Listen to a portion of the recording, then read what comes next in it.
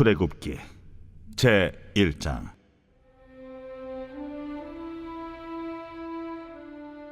야곱과 함께 각각 자기 가족을 데리고 애굽에 이른 이스라엘 아들들의 이름은 이러하니 루벤과 시므온과 레위와 유다와 이사갈과 스불론과 베냐민과 단과 납달리와 갓과 아셀이요. 야곱의 허리에서 나온 사람이 모두 70이요 요셉은 애굽에 있었더라. 요셉과 그의 모든 형제와 그 시대의 사람은 다 죽었고 이스라엘 자손은 생육하고 불어나 번성하고 매우 강하여 온 땅에 가득하게 되었더라. 요셉을 알지 못하는 새 왕이 일어나 애굽을 다스리더니 그가 그 백성에게 이르되, 이 백성의 이스라엘 자손이 우리보다 많고 강하도다. 자, 우리가 그들에게 대하여 지혜롭게 하자. 두렵건대 그들이 더 많게 되면 전쟁이 일어날 때 우리 대적과 합하여 우리와 싸우고 이 땅에서 나갈까 하노라. 감독들을 그들 위에 세우고 그들에게 무거운 짐을 지워 괴롭게 하여 그들에게 바로를 위하여 국고성 비돔과 라암셋을 건축하게 하니라. 그러나 학대를 받을수록 더욱 번성하여 퍼져나가니 애굽 사람이 이스라엘 자손으로 말미암아 근심하여 이스라엘 자손에게 일을 엄하게 시켜 어려운 노동으로 그들의 생활을 괴롭게 하니 곧 흙 이기기와 벽돌 굽기와 농사의 여러 가지 일이라. 그 시키는 일이 모두 엄하였더라. 애굽 왕이 히브리 산파 십부라라 하는 사람과 부하라 하는 사람에게 말하여 이르되, 너희는 히브리 여인을 위하여 해산을 도울 때 그 자리를 살펴서 아들이거든 그를 죽이고 딸이거든 살려두라. 그러나 산파들이 하나님을 두려워하여 애굽 왕의 명령을 어기고 남자 아기들을 살린지라.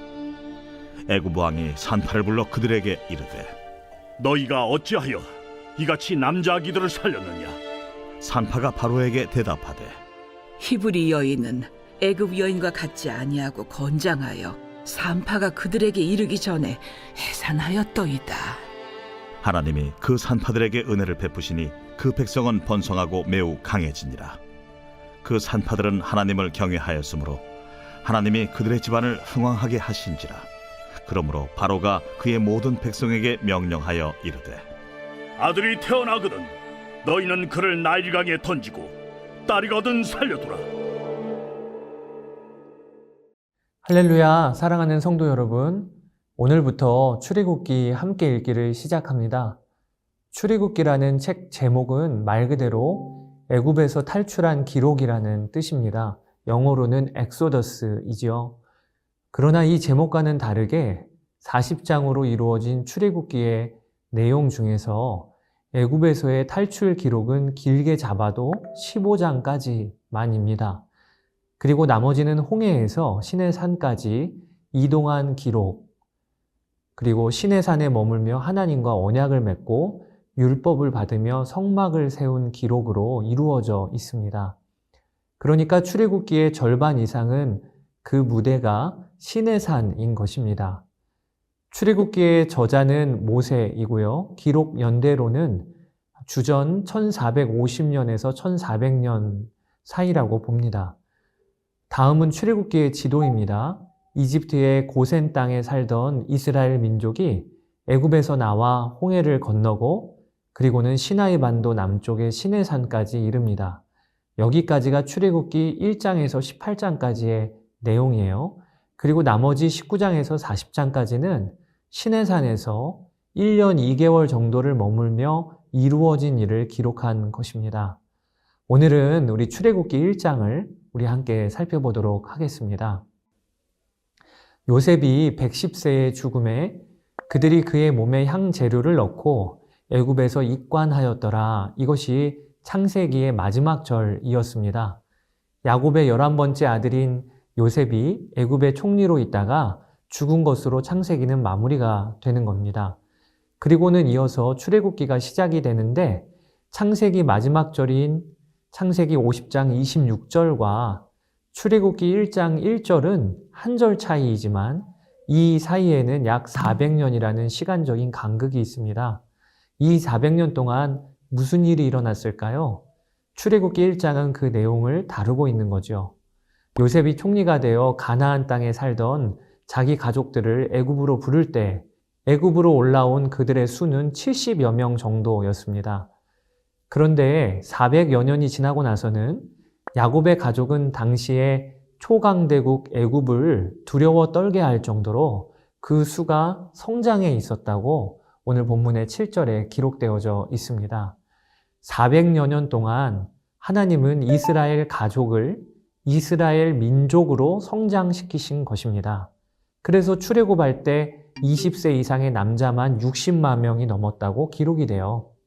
하나님은 창세기 12장 2절에 아브라함에게 내가 너로 큰 민족을 이루고 라고 말씀하신 약속이 있었는데 이 약속을 신실하게 이루신 것이지요. 여러분, 그러면 왜 애굽일까요? 하나님은 왜 굳이 가나안 땅에 살던 한 가족을 애굽으로 불러내셔서 그곳에서 번성하게 하신 것일까요? 그 이유는 크게 두 가지라고 볼 수가 있습니다. 먼저는 당시의 초강대국인 애굽을 이스라엘 민족의 성장을 위한 안전한 피난처로 삼으신 것입니다.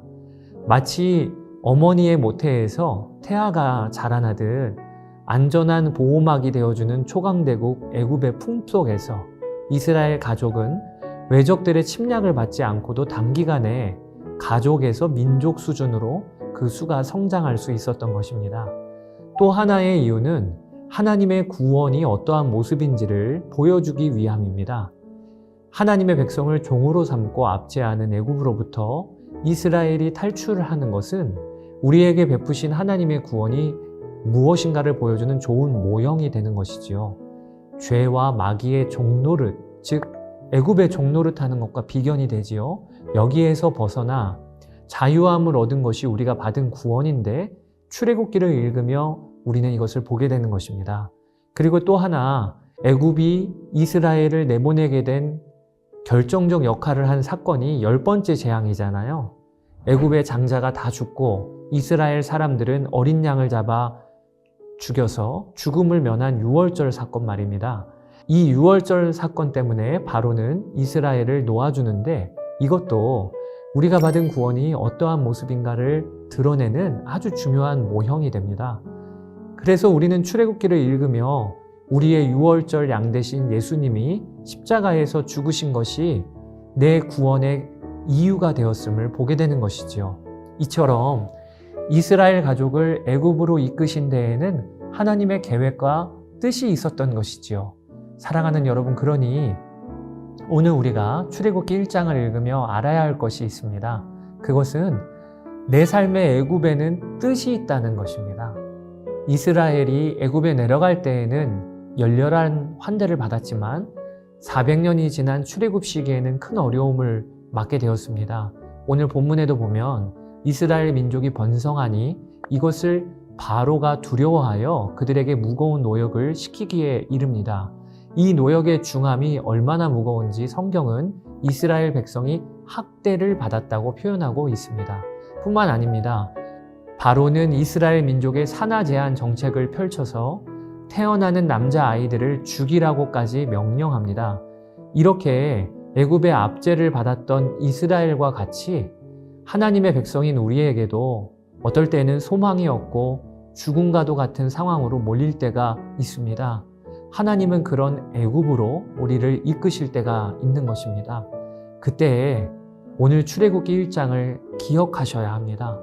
이스라엘 가족들을 애굽으로 인도하셔서 오히려 그곳에서 그들을 민족으로 키우시고 구원 사건을 경험하게 하신 하나님의 일하심이 있었다. 이것을 기억해야 합니다.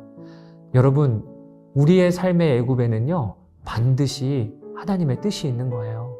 그리고 그 뜻 안에는 하나님의 방법으로 나를 살리시고 구원하시려는 그분의 사랑과 은혜가 담겨 있음을 믿으시기를 바랍니다. 오늘 본문에서 애굽왕 바로가 잔인한 산하 제한 정책을 펼칠 때 하나님의 안전장치가 어떻게 작동이 되는지를 여러분 한번 보세요. 바로가 이스라엘의 산모가 남자를 낳으면 그 자리에서 조용히 죽이라고 명령하면서 부른 사람들이 하필이면 하나님을 경외하는 히브리 산파 십브라와 부하였습니다. 그들은 결국 왕의 명령을 어기고 생명 살리는 선택을 하지요. 십브라와 부하를 부른 바로의 이야기를 보면서 우리에게도 애국과 같은 상황이 펼쳐질 때 하나님은 반드시 안전장치를 두시고 돕는 사람들을 두셔서 죽음 가운데서도 우리를 보호하신다는 것을 알게 됩니다. 십브라와 부하가 반드시 내 주변에 있습니다. 애국과 같은 상황에 있는 여러분, 애굽에는 뜻이 있어요. 하나님의 은혜와 보호하심을 오늘도 누리시는 여러분 되시기를 주의 이름으로 축복합니다. 출애굽기 2장에서 보도록 하겠습니다. 감사합니다.